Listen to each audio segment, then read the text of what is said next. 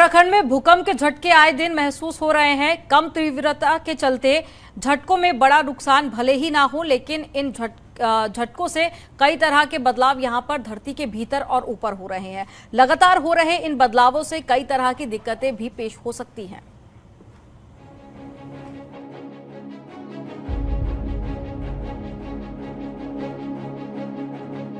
Zone 5 में बसे उत्तराखंड की पहाड़ियां जहां अति संवेदनशील हैं, वहीं यहां की भूगर्भीय हलचलों का भी अपना ही मिजाज है।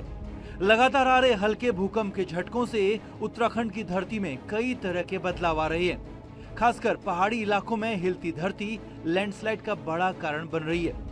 जानकारों की माने तो लगातार आ रहे भूकंप से पहाड़ों की पकड़ कमजोर हो रही है। नतीजा यह है कि हल्की बारिश में भी विशालकाय पहाड़ भरभरा कर गिर रहे हैं। बीते कुछ सालों में उत्तराखंड में लैंडस्लाइड की घटनाओं में भारी इजाफा हुआ है। जैसे मैंने कहा, रोज हल्के हल्के भूकंप आते रहते हैं। ये सिर्फ 10 जर्सी गायों के साथ हर साल 18 लाख कमा रहे हैं। आपको भी ये सीखना है तो फ्रीडम ऐप को अभी डाउनलोड कीजिए। वो धीरे धीरे शिथिल करते रहते हैं इन पहाड़ों को और पानी के साथ मिलके, और वो कभी कभी जब अनियमित बारिश होती है तो एक बहुत बड़ा एक डिजास्टर जोन बन जाता है, लैंडस्लाइड जोन बन जाता है। और एक बार वो जोन बन गया तो उसका विस्तार होता ही रहता है। पहाड़ियों के कमजोर होने के साथ ही भूकंप के झटकों ने भूगर्भीय जलधाराओं को भी खासा प्रभावित किया है। हालात तो यह है कि कुछ जल स्रोत जहां पूरी तरह बंद हो गए, वहीं कुछ नए जल स्रोतों का भी जन्म हुआ है।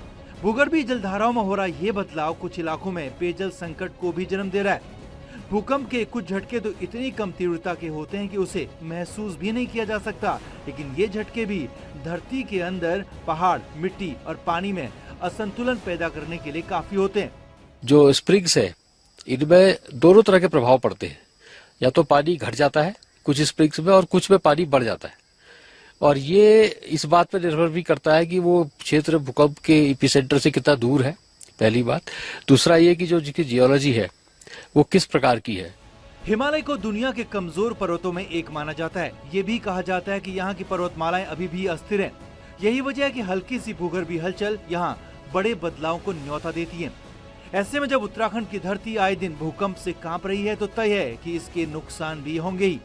न्यूज़ 18 के लिए अल्मोड़ा से किशन के साथ पिथौरागढ़ से विजयवर्धन उप्रेती की रिपोर्ट।